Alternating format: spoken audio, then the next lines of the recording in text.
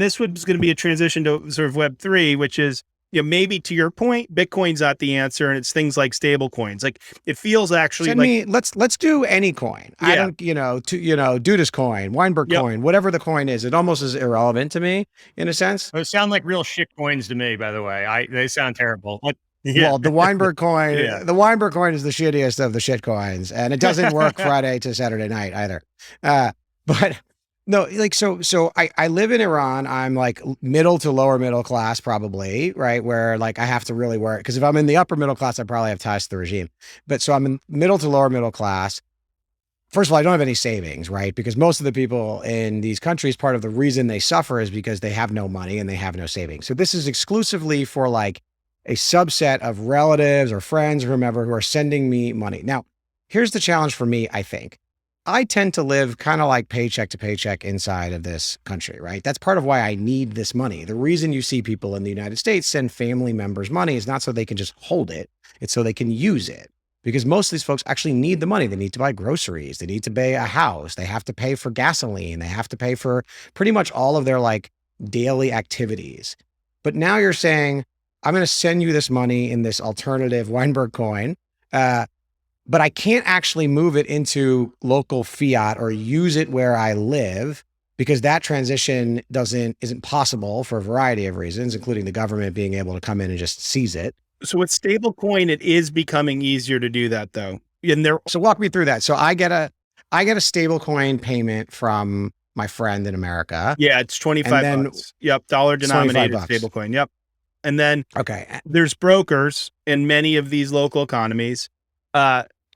And they will convert for not a super cheap fee, right? But better than, 70% depreciation in your, monetary value over a year into dollars. Local currency. Yeah. And I just basically through a QR code or something, I send it to their phone and they give me the local currency.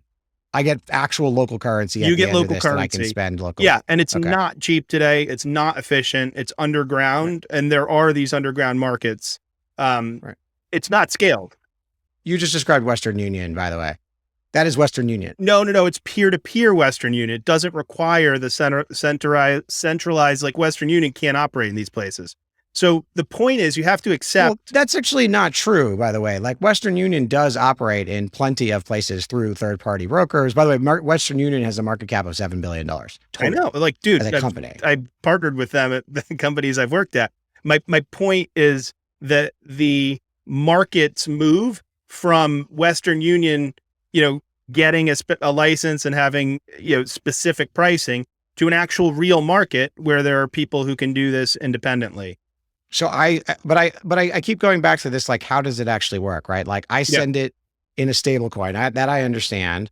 And then there is a third-party broker who has to then transfer it from stable coin to local fiat. Is that third-party broker legal in that country? Likely not.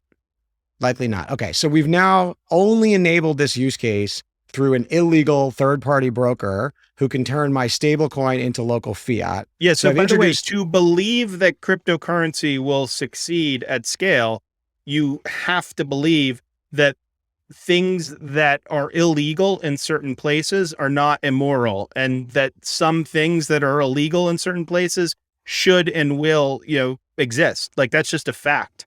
Yeah, no, I understand that. But at some point, what happens here from a user's perspective is I have this like illegal broker who sits between me and the stable coin, because theoretically, this is the only way to me to get money into this country. And by the way, we've now limited the entire market for this use case to like authoritarian regimes in third world countries for people who do not have their own dollars. Like this is a for your example. Market. I mean, you're through your 8 questions that are diving deeper and deeper, you're limiting it to this specific thing, which is one use case. Like it's not where's the next one? Because now we're in, by the way, the worst part to me as the other is like, I could, as a resident of Mexico, which also has inflation, choose to use, I invest in one of these, like a neobank type service that allows me to immediately convert my paycheck that's in pesos into USDC.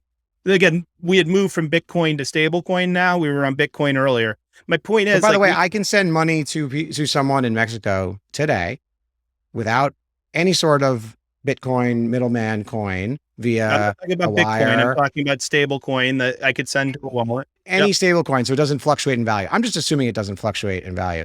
If I want to send money to somebody in Mexico today, I can do that through my bank, through PayPal, through Venmo. I can also do it through TransferWise. You can't actually do it through all of those, and the fees are relatively high. And just because you can do something doesn't mean that you can do it better using new technology. I mean, it'd be like saying, hey, just because I can call somebody on my landline phone, we shouldn't invent mobile phones. Like, the point is, technology does advance and improve. And I would argue that even if we haven't realized the full vision of all of these technologies, that evaluating them versus mature existing use cases and saying, because I can do something under condition X, Y, and Z, we shouldn't, try. And you're not saying this, but you're basically saying, because I can do something, the thing Dudas that you're describing, shouldn't exist.